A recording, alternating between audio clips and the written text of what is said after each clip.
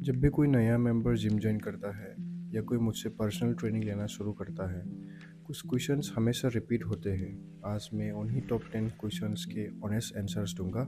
मैं ज्योतिष हूँ, एमस्क्वायर फिटनेस क्लब के एक ट्रेनर हूँ अरुणाचल प्रदेश से। पहला क्वेश्चन, जिम में कितना दिन जाना चाहिए? बहुत लोग सोचते हैं कि ज़्यादा जिम जाना मतलब ज़्यादा बेटर है। ये बिल्कुल गलत है।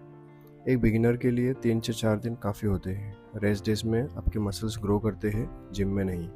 सो ओवर ट्रेनिंग से इंजरी का रिस्क बढ़ जाता है, इसलिए अपने अवेलेबल डेज के हिसाब से स्मार्ट शेड्यूल बनाना चाहिए।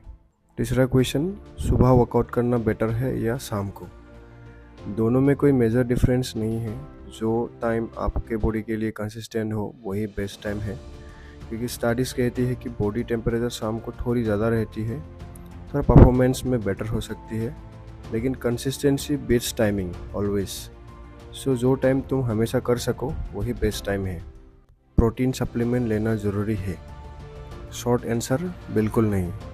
अगर आप पूरा खाना खा रहे हो जैसे दाल, चिकन, एग्स, पनीर, तो सप्लीमेंट की ज़रूरत नहीं है।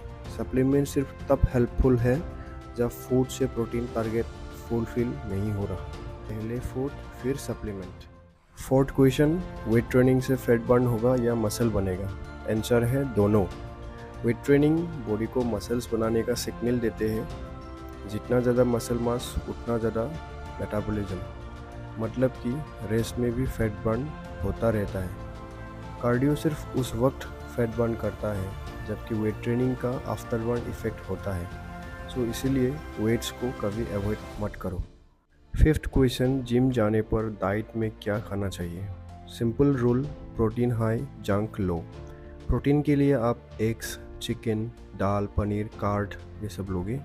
कार्ब्स के लिए राइस, रोटी, ओट्स, और फैट्स के लिए नट्स। फैंसी डाइट की ज़रूरत नहीं है, बस कंसिस्टेंट रहो। रियल फूड्स को सप्लीमेंट से पहले प्रायोरिटी दो। सिक्स्थ क्वेश्चन, बिगिनर को कौन सा वर्कआउट करना चाहिए? फुल बॉडी वर्कआउट, हफ्ते में 3 दिन। उन्हें सीखना चाहिए पुश, पुल, स्क्वाट, हिंज। ये 4 मूवमेंट पैटर्न्स सबसे इम्पोर्टेंट होते हैं जो बहुत काम आएंगे। बॉडी स्प्लिट्स जैसे चेस्ट डे, बैक डे, ये एक्सपीरियंस लोगों के लिए बेटर है। बिगिनर को पहले मूवमेंट सीखना चाहिए, फिर धीरे से वेट बढ़ानी है, प्रोग्रेस करना है। फाउंडेशन सही रहेगा तो रिजल्ट्स आना पक्का है। सेवेंथ क्वेश्चन, कार्डियो करें या वेट्स? गोल के हिसाब से डिसाइड करना चाहिए। फैट लॉस के लिए वेट्स प्लस थोड़ा कार्डियो, एंड्योरेंस के लिए कार्डियो ज़्यादा, ओवरऑल फिटनेस के लिए दोनों मिक्स करें। लेकिन अगर एक को चूज़ करना पड़े तो वेट्स को चूज़ करना चाहिए। लॉन्ग टर्म में बेटर रिजल्ट्स मिलते हैं और आपका रेस्टिंग मेटाबॉलिज्म भी इम्प्रूव होता है। 8th क्वेश्चन, जिम में कितनी देर वर्कआउट करनी चाहिए? मेरा आंसर रहेगा 45 to 60 मिनट्स काफ़ी है। 2 घंटे जिम में बिताने की ज़रूरत नहीं है। Quality over quantity. Focus 45 minutes of training 2 घंटे की टाइम पास से बेटर है। कंपाउंड एक्सरसाइज में रेस्ट 90 सेकेंड्स ले लो, आइसोलेशन में 60 सेकेंड्स ले लो। इससे ज़्यादा रेस्ट लोगे तो मोमेंटम ख़राब हो जाता है। 9th क्वेश्चन, क्या बिना सप्लीमेंट्स के रिजल्ट्स मिलते हैं? हाँ, बिल्कुल मिलते हैं। सप्लीमेंट सिर्फ कन्वीनियंट है, कोई मैजिकल नहीं है।